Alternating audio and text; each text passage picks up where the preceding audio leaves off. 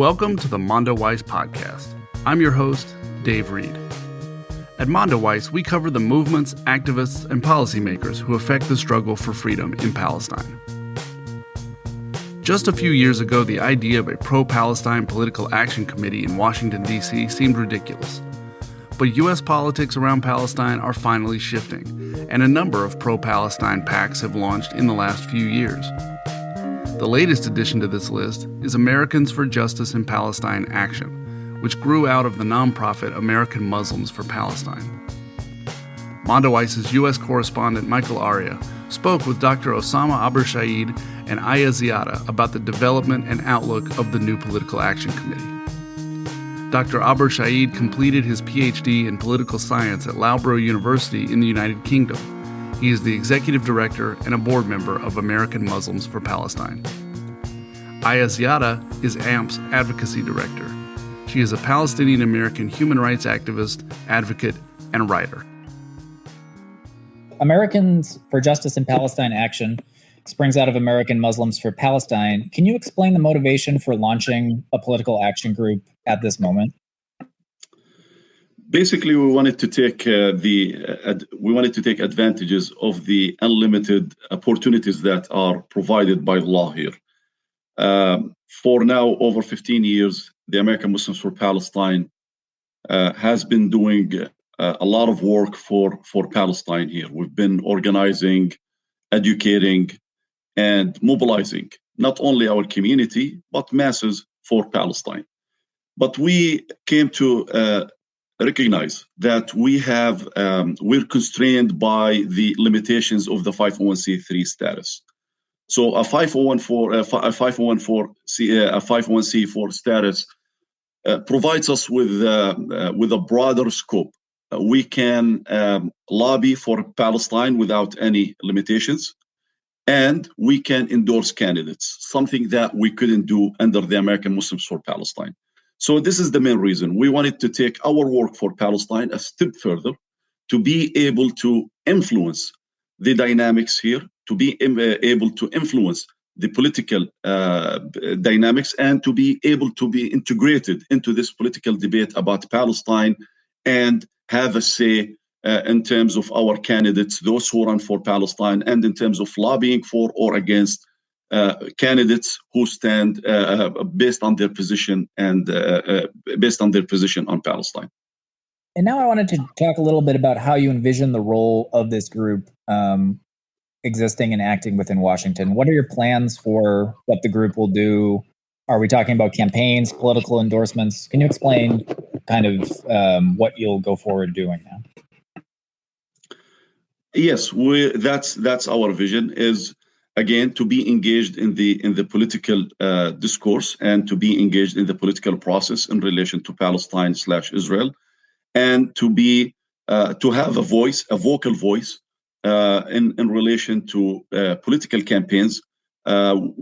We know that Palestine is not only a foreign issue. For us, it is a domestic issue. We know that that there is a powerful Israeli lobby in this country.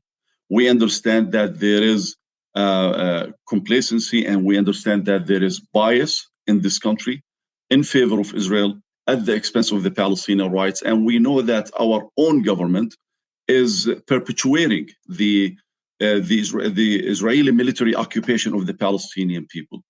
We know that we have a say. So we know, and we also understand that there is now a growing movement for Palestine. There is more realization here in the U.S. Of what is really happening in Palestine. People are becoming more supportive of the Palestinian cause. The more they know, the less they like Israel. This was a conclusion found by a conclusion of a Gallup study in 2017. The more Americans know about Israel or learn about Israel, the less they like it.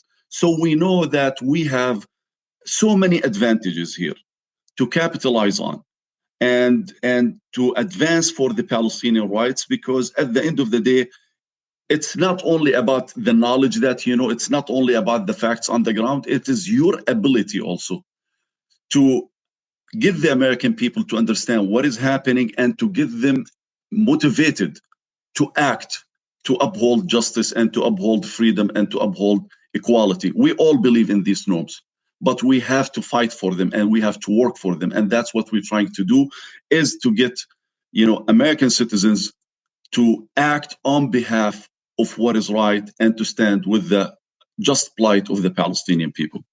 Yeah, like Dr. Osama mentioned, so American Muslims for Palestine, the main goal of the organization was to educate on the ground, right? Because there's been a lot of propaganda, a lot of misinformation that has spread since, the issue first began, since the US first became an ally to Israel.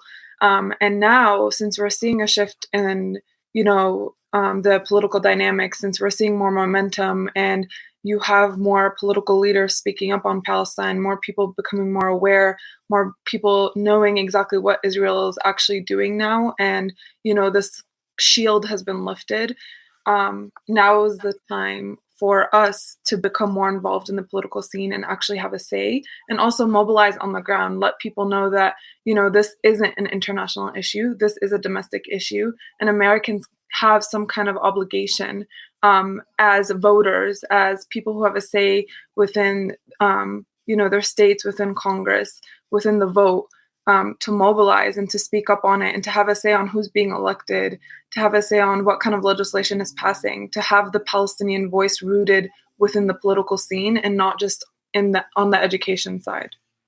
You alluded to this a little already, but we've obviously seen more lawmakers take action on Palestine in recent years. Progressive House members have spoken out about the recent attack on Gaza. We've seen Betty McCollum's historic bill, or multiple bills, actually. I was wondering, from your perspective, if you could speak about what shifts you've seen on a domestic political level since AMP first emerged. We see a transformation. We tend to understand lobbying in terms of votes and money, but we neglect a third major component, which is knowledge, information, facts. People need to be aware of what the situation is, and people need to be aware of the facts. People need to know, what they're dealing with, in order for them to make an informed decision. So now knowledge is spreading here in America. More people are learning about America and about the struggle in Palestine, and more politicians, by extension, are learning about the situation in Palestine. So now we're providing knowledge, one, and information, accurate information. Two, as supporters of Palestine, we are organizing. So now we are effective, and we are turning out the votes. I would say that the Palestinian, the Arab, the Muslim community here in the US, are prioritizing Palestine when they vote. And we're talking about millions, hundreds of thousands of voters. We're talking about, solid constituencies in many districts across the US here, congressional districts. But it's not only the Palestinian, the Arab and Muslim community who are, prioritizing Palestine. We are expanding our reach. We are building alliances. The base is broadening now. We have more people coming out and speaking for Palestine. So these politicians who are speaking for Palestine now, they feel that they have a safety net. They feel that they're protected. They're no longer worried that, it's no longer that one side is calling the shots. So you have now a rise of a new movement who are willing to fight back and to stand with those who fight for justice and fight for freedom and fight for equality. Yes, we're losing some battles, but we are winning other battles. What people need also to understand, that we're coming from a disadvantaged position. Whatever we accomplish is a gain. So we see the transformation, and we know that it is because these people act on conscious one. They know what is right. They have the knowledge. They have the moral courage, and they have the moral authority to speak for justice. And they feel that there is a solid constituency behind them in terms of votes and in terms of donations for their political campaign. So I would say it is a mix, of different elements that is contributing to this transformation that we're seeing now. And we think that this transformation is going to continue to grow until it reaches a point where we think that Palestine will be normalized, the Palestinian rights in America will be normalized, the Palestinian people will be no more dehumanized until we can reach, a just and a comprehensive solution and a comprehensive formula where for everyone to live in peace, to live in dignity, and to live in freedom.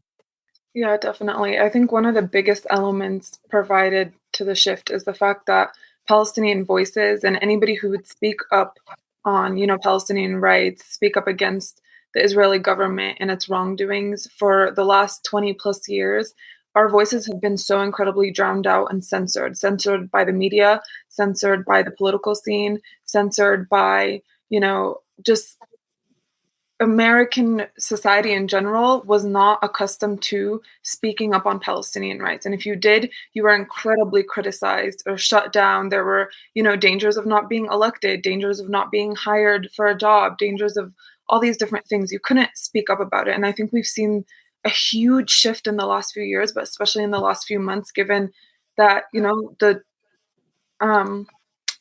systemic oppressions coming from Israel have been broadcasted live everywhere consistently for the last few months, and the dynamic is shifting entirely.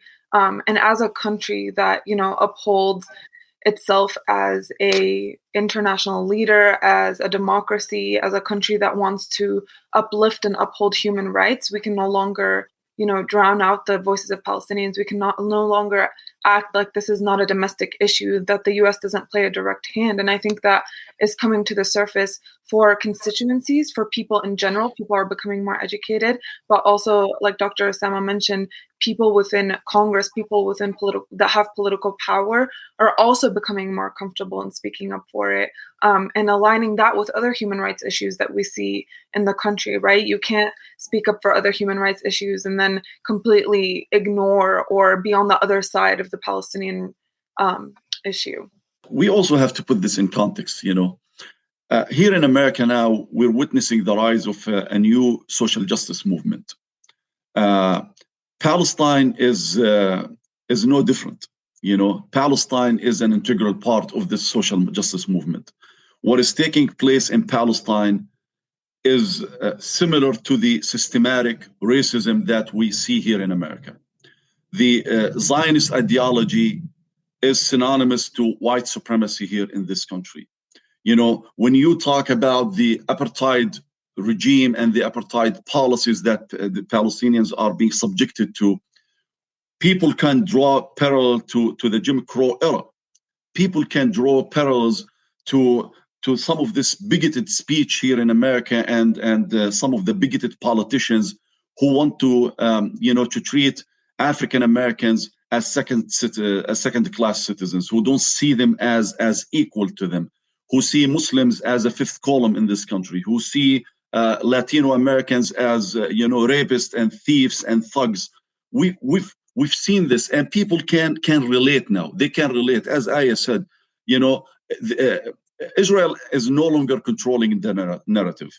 Mainstream media now is adjusting to the new realities, but still we know that there is a bias in favor of Israel. But the mainstream media is no longer controlling also our source of information. So people are being exposed to new facts or to the real facts on the ground. People don't see Israel anymore as the underdog. Even Jewish youth, American Jewish youth, are moving away from Israel, are becoming more supportive of Palestine, because many of them couldn't comprehend how Benjamin Netanyahu will be in the same camp with Donald Trump, in the same hate camp when Donald Trump was fueling in this country, inequality in this country. And they see the Israeli leader comes and rally supporting him in his support. So there, people start seeing facts now, hard facts on the ground, that Israel is part of, is an extension of this intolerance camp that cannot accept others, that has a definition of itself and a different definition of the other. And the other, quote unquote, here, is always the one who's the unprivileged, those who cannot fight for themselves, those who cannot speak for themselves. So here in America, we know that there is this intolerance camp. We know that the hate camp does exist. We know that it is so powerful, but also we know that we are so powerful as well. We have the right to speak. We have the right to organize. We have the right to mobilize. We have the right to fight back in this country. We have the right to speak for those who are oppressed, or to speak for our rights here. So we understand this, and that's why we utilize this. But we know the Palestinians don't enjoy the same rights, even those who hold Israeli citizenship. 20% of the Israeli population are of Palestinian descent, are Palestinian Christian and Muslims, but they don't enjoy the same rights in Israel. We know that the nation law that was passed in 2018 that defines Israel as a Jewish state, that gives exclusive right to Jewish citizens and exclude the 20%, the indigenous inhabitant of the land, exclude them of these rights. No one can do this in America. Donald Trump wanted to do it. His camp wants to do it, but they failed because we were able to push back. And we have every right here in America to demand those who fought back against Donald Trump, who pushed back against, who are pushing back today against white supremacy and white dominance. We ask them to stand on the same moral ground and not to advocate for a regime that inflicts on some of its citizens the same policies that they rejected here in America.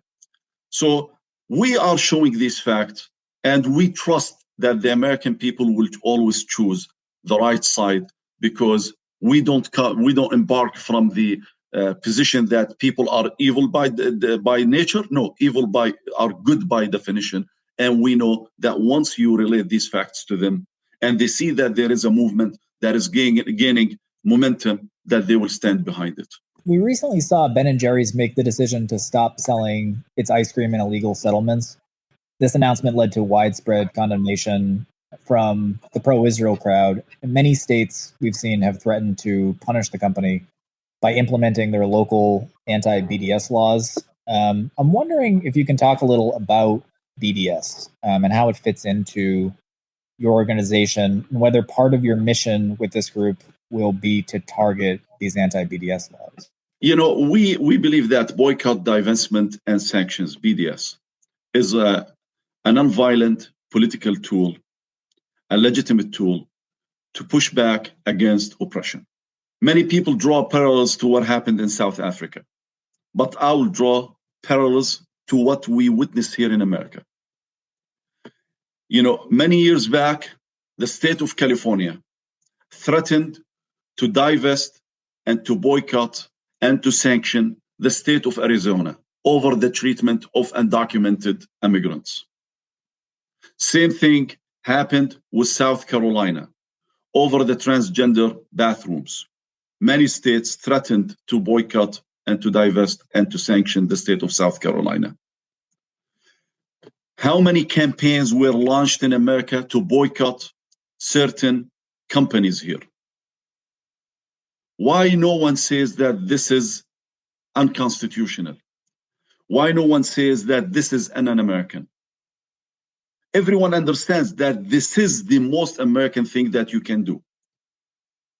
This is one of the tools that is provided to us, that is guaranteed to us, not only by the Constitution, God-given right, to push back against any form of oppression.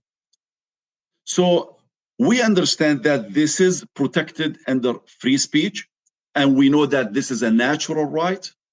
But unfortunately, when it comes to Israel, many of our politicians, some of them are the same who have advocated or are advocating, for this non-violent tool to be deployed and used against certain American states, US states, or certain American companies, are condemning those who engage in BDS against Israel.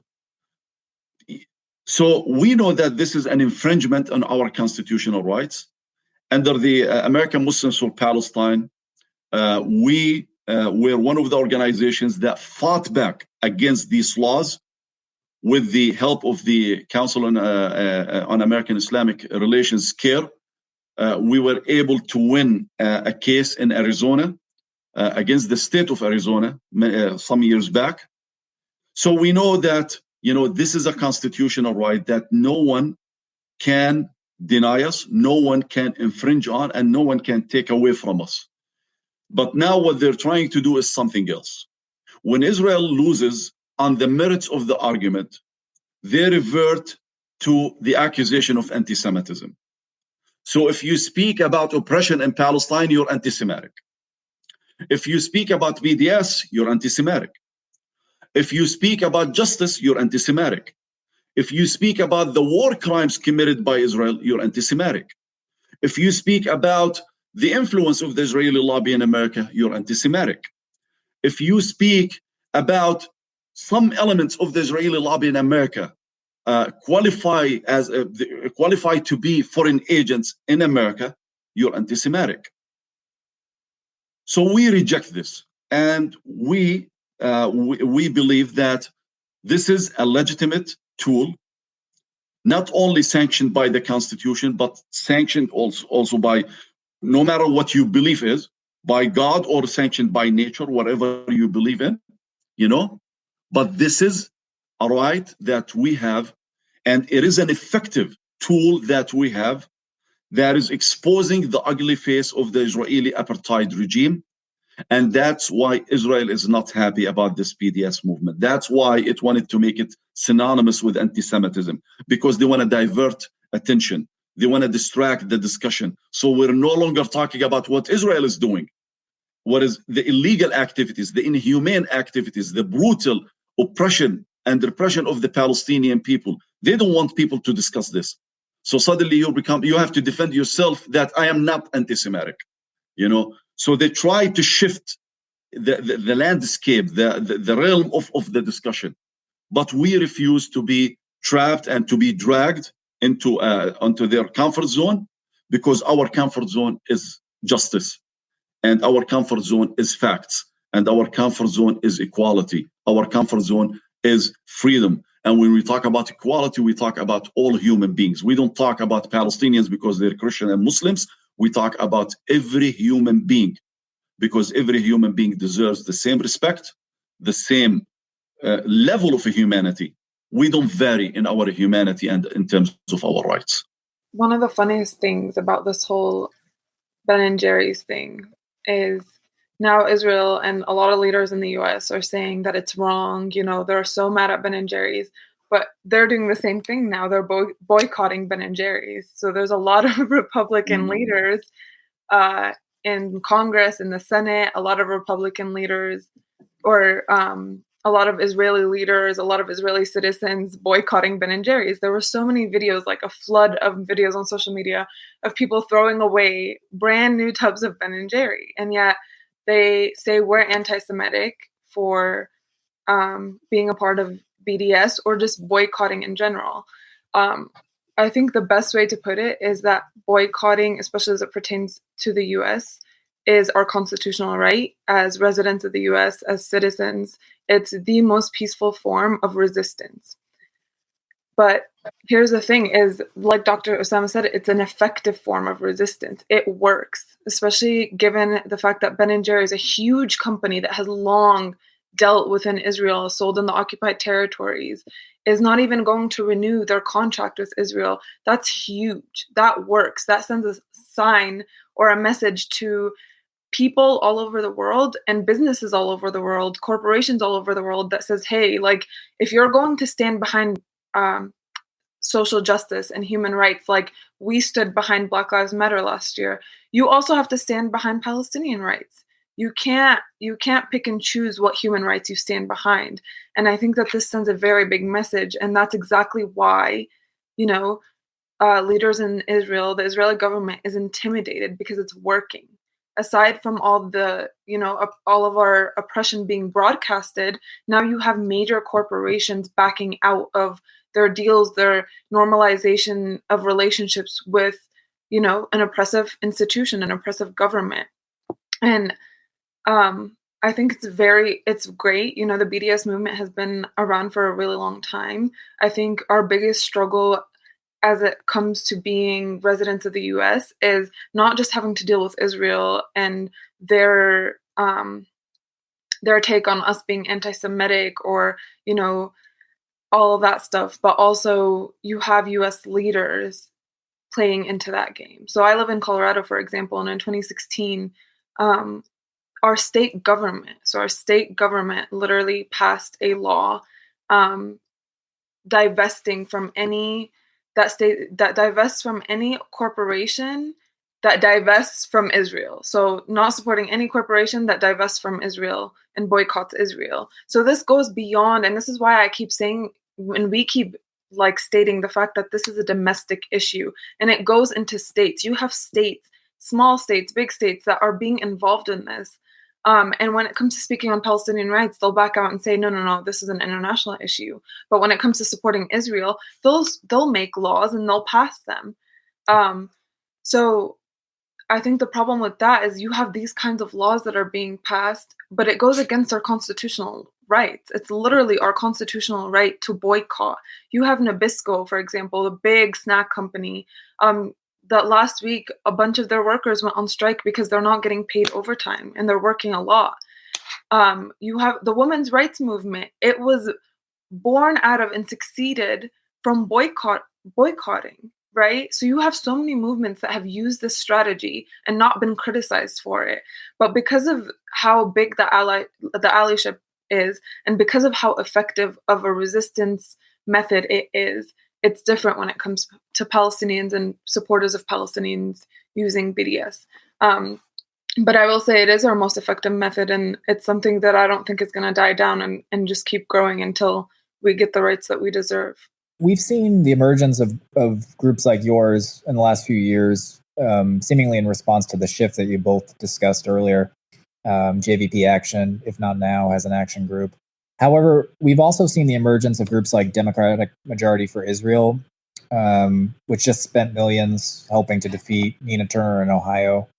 How does your group plan to combat the narrative from groups like DMFI when you're up against so much money? You know, we believe we have the resources. We believe that the supporters of Palestine can match, if not outmatch, those who support Israel. But A, you have to educate them. B, you have to get them excited. And C, you have to lay out a pathway to them to make them believe that change is possible. You know, I'll tell you, many people who believe in Palestinian rights, when we go and talk to them, they tell us this is an uphill battle. You're not going to win. This is almost impossible. The other side is so powerful.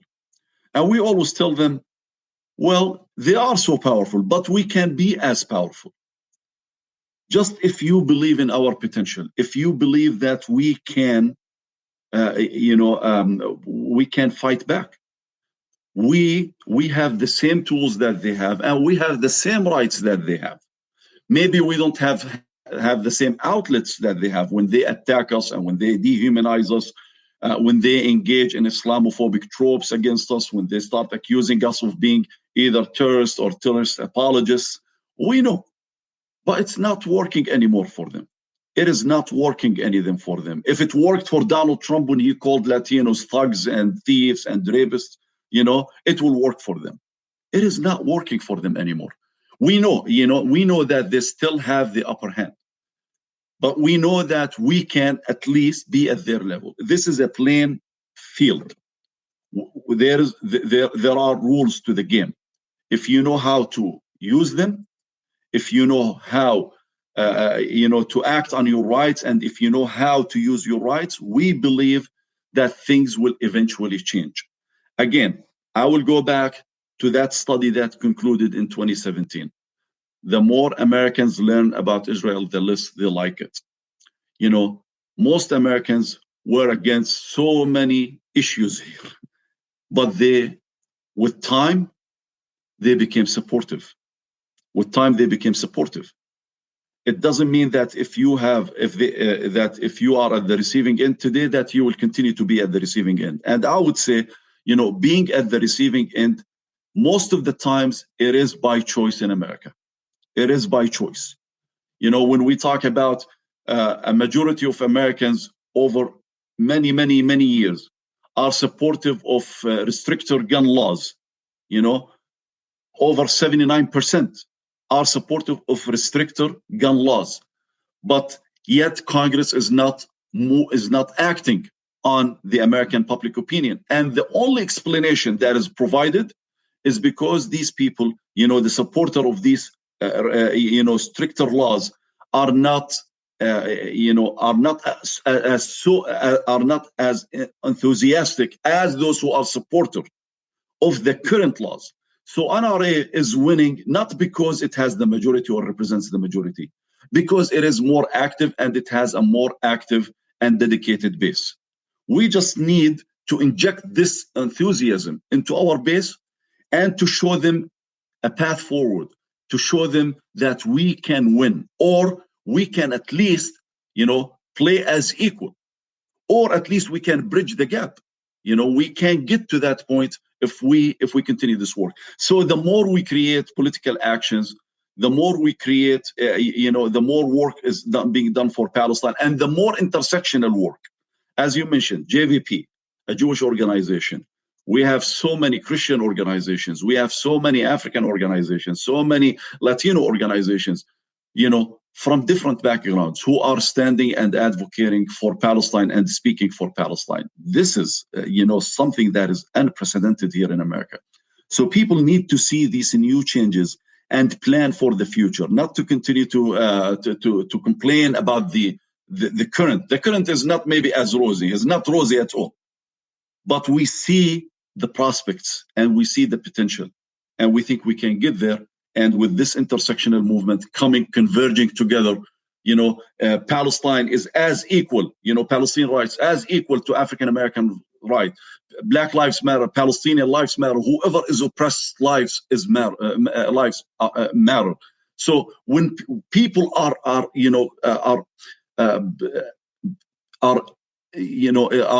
elevating, are coming to this point, are maturing, I would say, are maturing to know that our fate in terms of equality, in terms of justice, in terms of freedom is interconnected.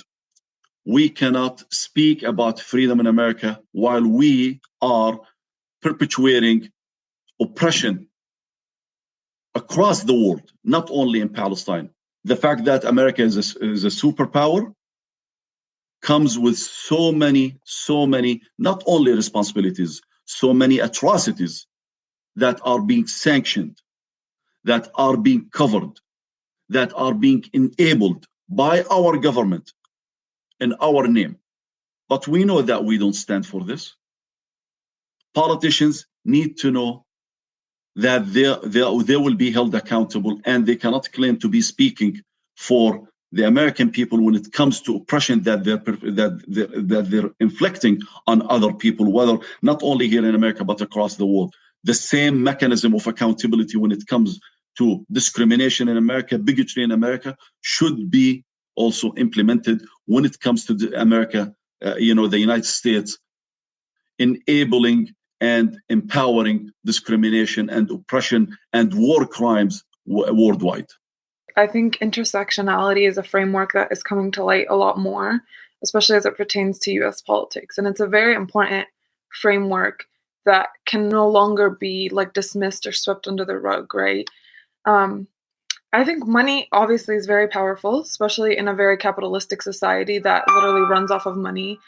But the thing about these organizations is they function and succeed off of money and fear, and instilling fear in people by propaganda, right? Again, we keep talking about propaganda. There is so much misinformation that has been spread, that, oh, this is a conflict, that this is equal, that this is a war, that Palestinians are terrorists, and we're the ones that are always inflicting the pain and inflicting harm and, aggravating Israel, which is very false, right? And it's come to light in the last few months. I think what we have in organizations like us is our biggest superpower is education and true, honest, truthful facts that are being mobilized on the ground and really waking people up, right? We have the framework of intersectionality. We work with so many different organizations. We support them like they support us.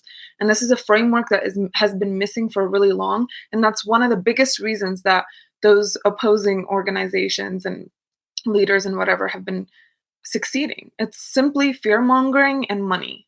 That's our superpower. But I think we have all these new generations and this shift in politics and this shift in all political dynamic that is in our favor, I think. It's going to take time, absolutely. We're going to take hits. Nothing is ever easy. There's so many social justice movements that have been functioning for so long and have yet to fully get the rights that they deserve, right?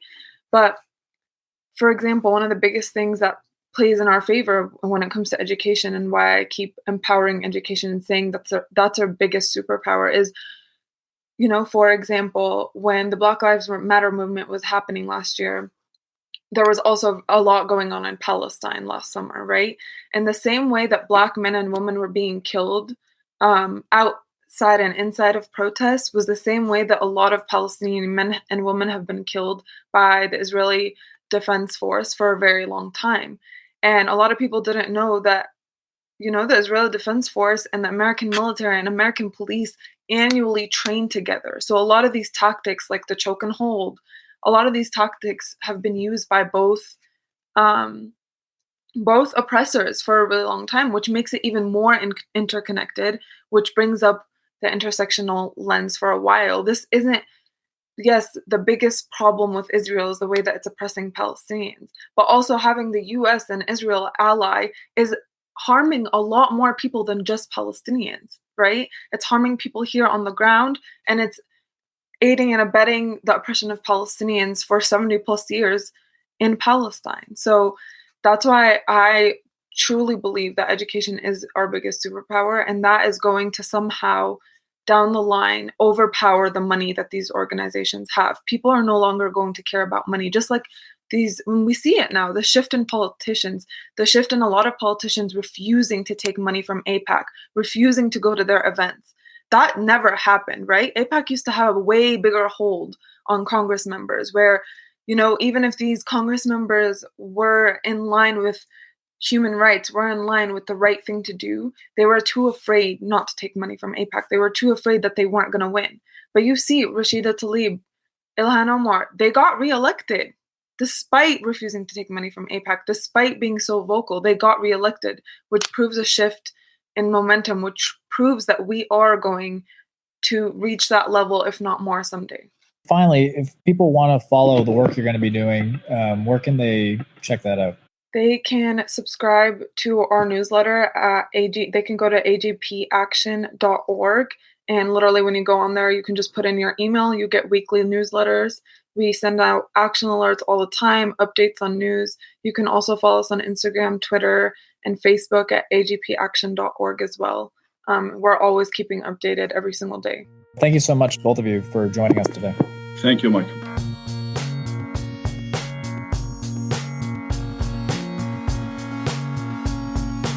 Thanks for listening to our show, a production of mondoweiss.net. The music is from Sound of Picture. Visit our site to sign up for free daily and weekly newsletters on Palestine, Israel, and related U.S. politics. If you're enjoying our podcast, please consider becoming a donor by visiting mondoweiss.net/donate. Mondoweiss is a nonprofit publication, and every donation of any amount helps sustain our work. Don't forget to subscribe to this podcast wherever you listen, and please leave a rating and review to help other listeners find our show.